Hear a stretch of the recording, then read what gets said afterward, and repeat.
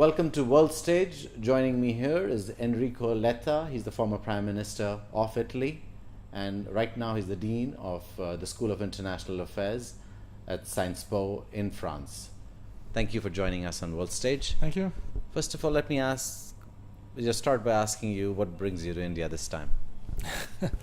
We are working on the strengthening of the role of the university, and the role of the university has to be a global role. So this is why we are betting on India, on Indian students, on Indian universities. The Indian students we already have, they're great students. I'm very happy to have them and to work with them.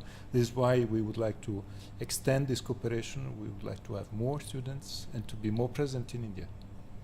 And when you talk about international affairs, where do you see India's role today? Where does it stand on the global stage? India's role is growing. It's really growing because the world is changing, and it's changing with the old West that is decreasing in terms of dimension, role in trade, in economy.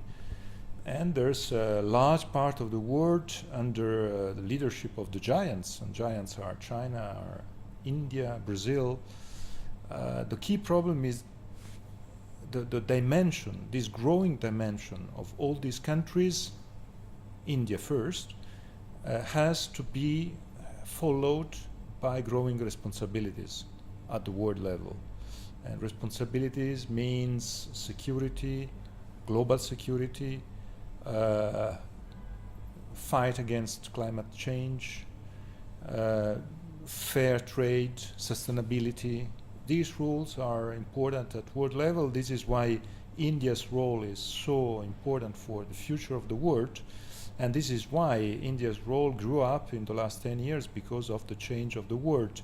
The creation of the G20 was a step important for India, being part of this new world, in this new governance of the world. Mr. Letta, you were the Prime Minister when the Indian-Italian relationship wasn't, at its best because of that incident of the shooting off the coast of Kerala in South India. What steps did you as the Prime Minister take to bring that relationship back on track? Explain to me the challenge of that relationship then. It was one of the most difficult topics in my period. The accident and this very difficult situation, this tragedy happened just before I took office.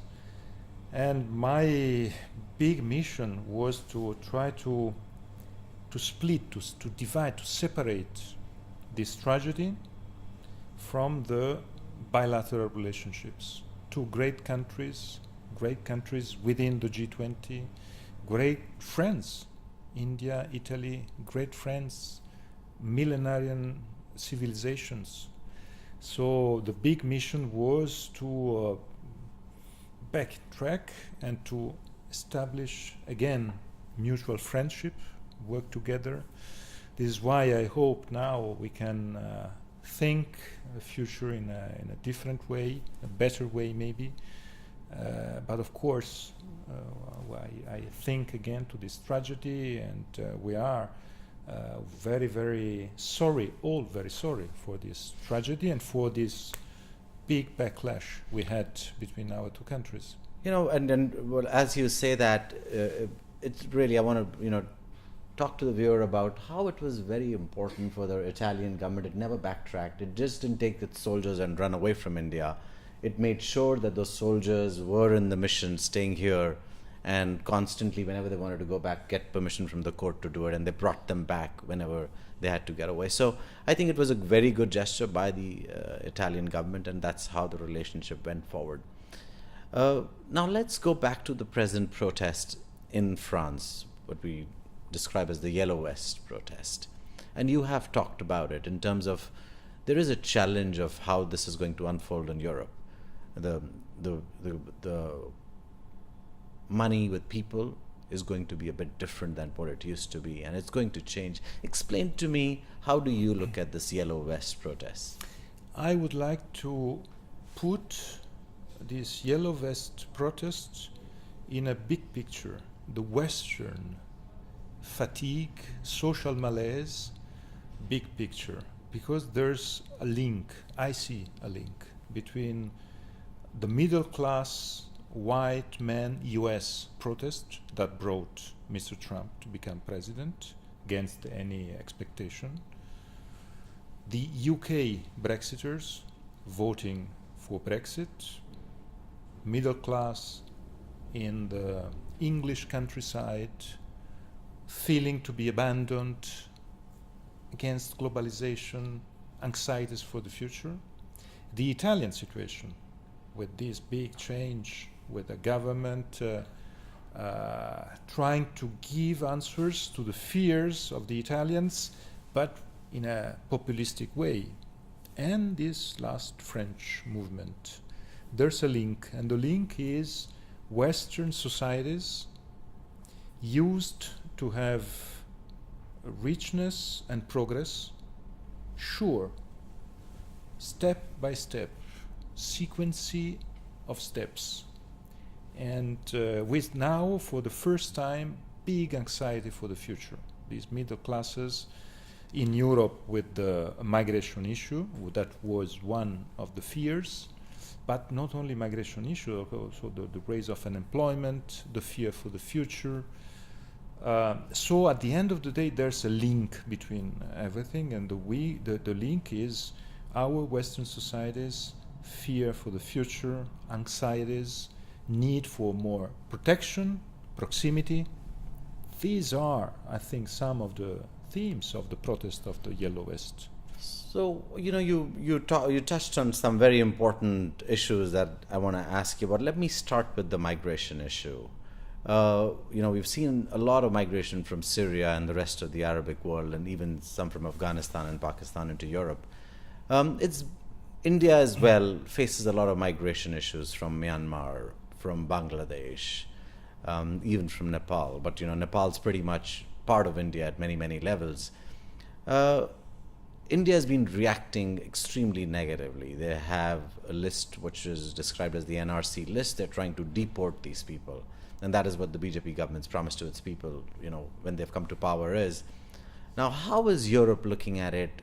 Is this journey going to continue? I remember when I met one of my diplomat friends, and she said, in 20 years, Europe is primarily going to be made up of people from the rest of the world and not Europe. Do you look at it in the same way? I think it's an extreme vision of the future of Europe, but it is true that demographics is changing the world, and there will be a shift in terms of a percentage of the world, of the population at world level between Europe and Africa. If I may say, Europe was 50 years ago 20% of the world population, 20%. Europe will be 5% in the next 30 years. Africa was 5% of the world population 50 years ago. Africa will be 20% when Europe will be 5%. Exactly.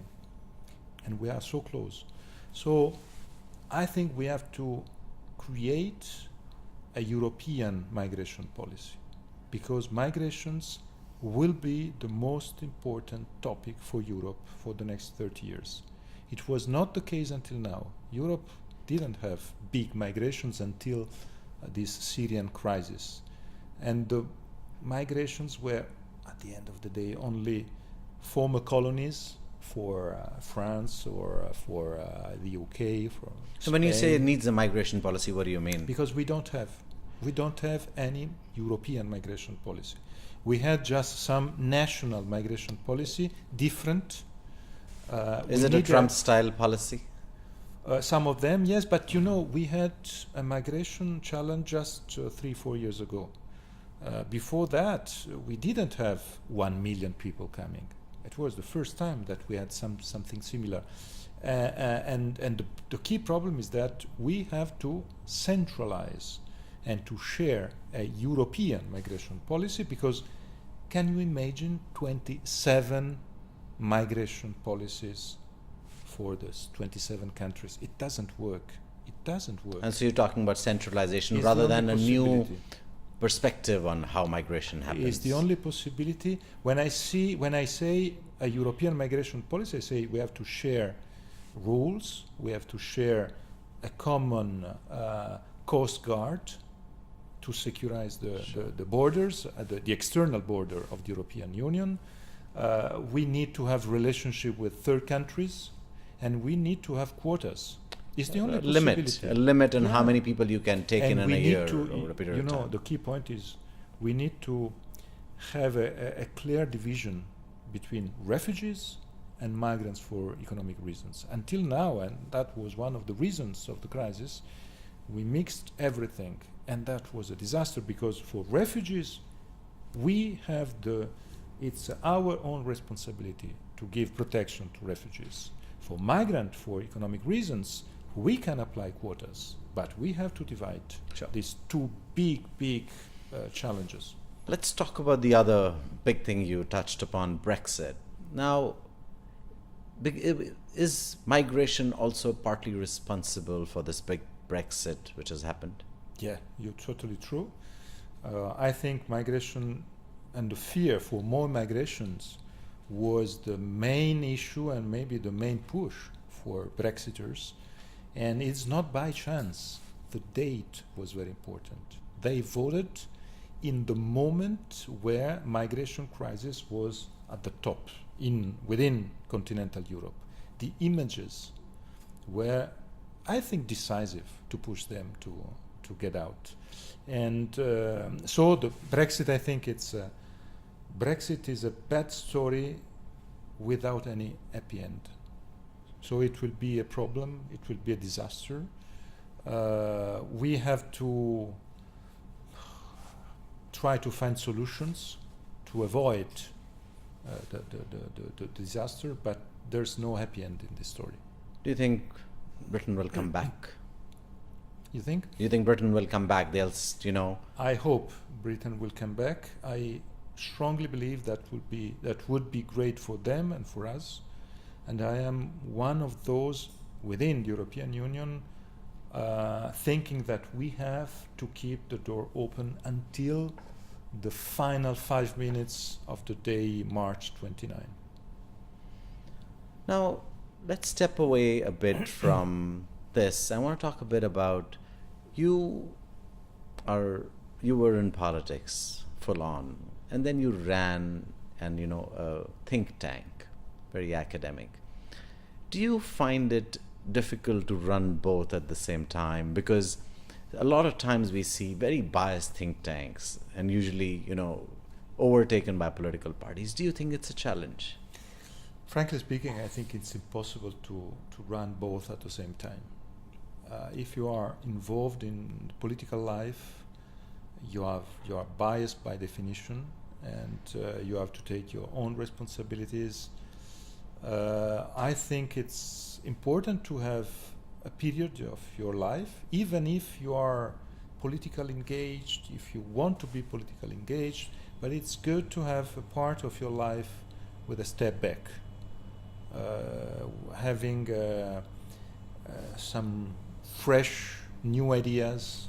In this very period, I'm learning a lot. It's 3 years, fantastic 3 years with Sciences Po, with this university, working with students from 111 countries from the world in our university, many Italians.